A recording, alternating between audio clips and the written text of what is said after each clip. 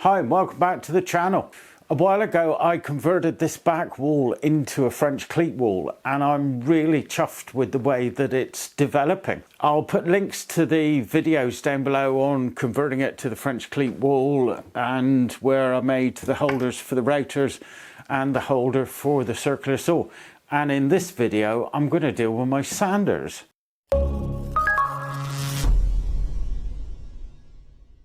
Now, as plywood hasn't got any cheaper, in fact, in 12 months, I've seen the cost of cabinet grade 18mm go from 60 quid a sheet to 120 quid a sheet.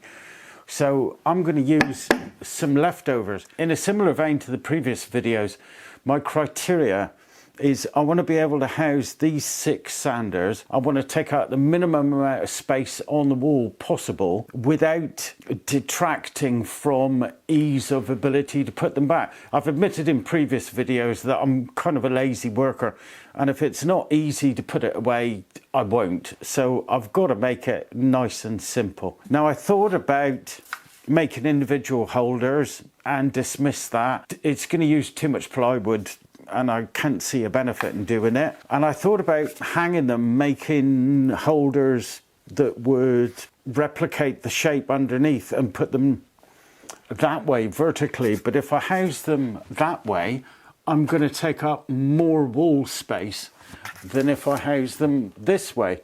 So if they sit this way, the majority of the space is going to be taken up by the projection out from the wall, which doesn't bother me because I've got this cabinet at the bottom. This side panel is all but the right size, so really all I need to do is to figure out the best way to get that panel to sit there.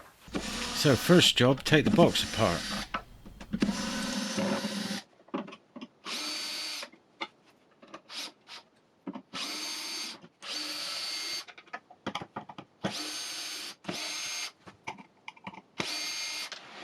I'm thinking the panel's all but the perfect size as it is, so I just need to cut off that nib at the front and I'll be good to go.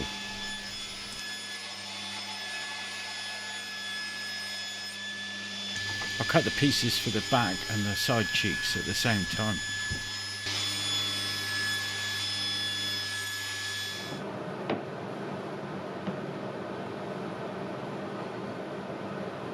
I was just having a cup of coffee thinking through the job before I get to drilling and screwing and gluing. And it dawned on me that I'm oversizing the shelf. I've been basing everything, thinking about everything based on the depth of this sander. And I'm not supporting the entire depth of that body. I'm supporting this pad at the base. So the shelf really only needs to be that size. By virtue of the fact that the shelf is going to be higher up the wall and that there's a projection at the bottom that stops me knocking into them, I don't need to worry about this portion. This sander does need a little bit more support at the back because it won't self-balance. So if I take the remainder of the other side panel and I place these on it, that will be more than adequate. The back of that sander is supported, the entirety of that pad is supported, and the other sanders are smaller. So I'm going to go with this as the base of the shelf of the sander support and save some ply.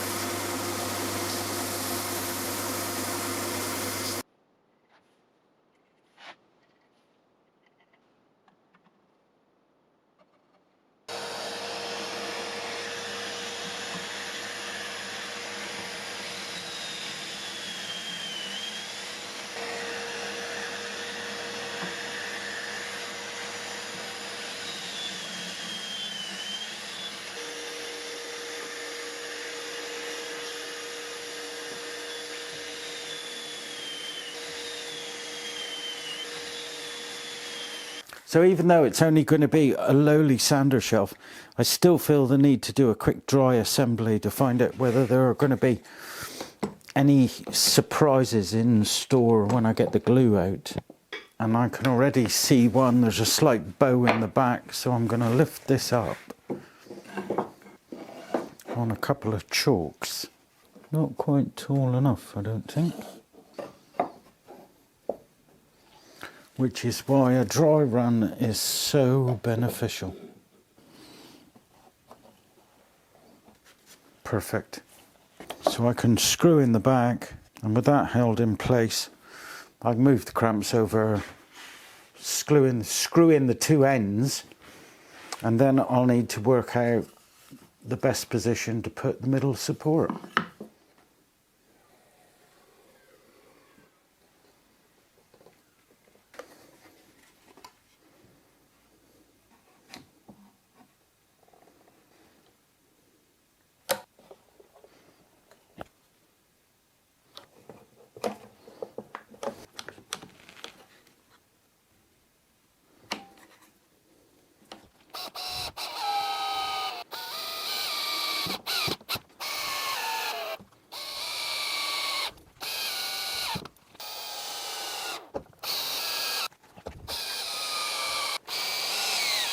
So that's the way I'm going to organise my sanders, which means my centre support can't be centre.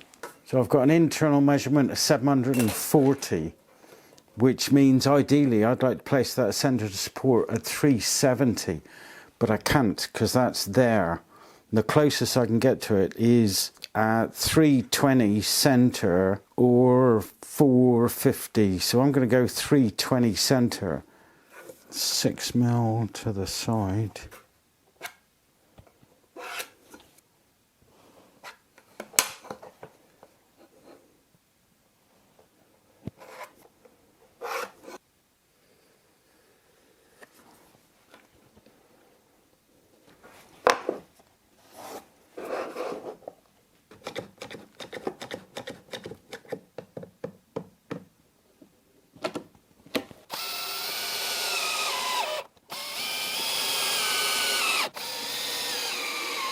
I've cut a piece of leftover cleat that I had, so I'm going to screw that to the back. To get the best fixing, I'm going to have to screw through the back, the face of the back, into the cleat, because this is 12 and the cleat's 18, so it gives me a greater purchase. So I'm going to come down 20 and 50.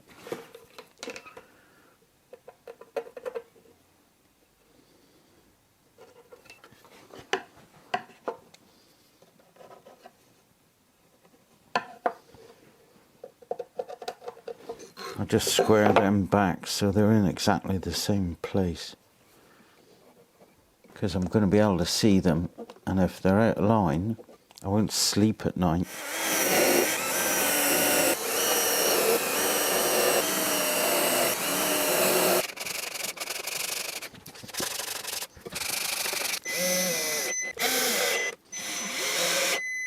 And the tiniest little round over to finish, a little 1.2mm, just to break that sharp edge.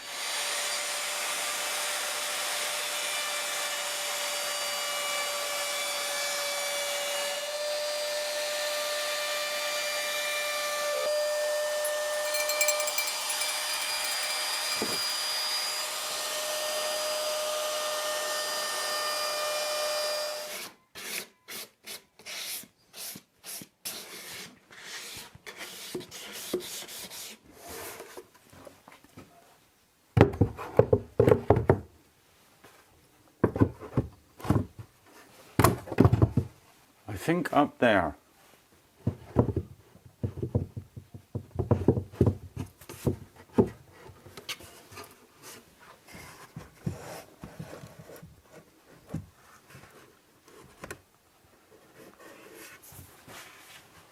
What do you reckon?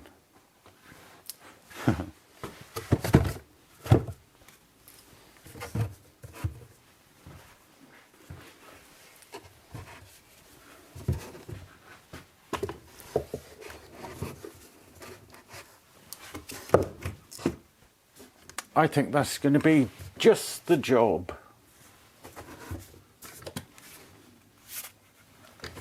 And there's an ideal space there now for, I'm thinking maybe drill drivers and battery drivers. But let's not rush into these things, one step at a time. I need to make sure that's exactly what I want and need first, so we'll prove it for a week or two. And if that stays, then on to the drill drivers. Thanks for watching and see you next time. Ta-ra. I like that. But I'm going to have to keep them clean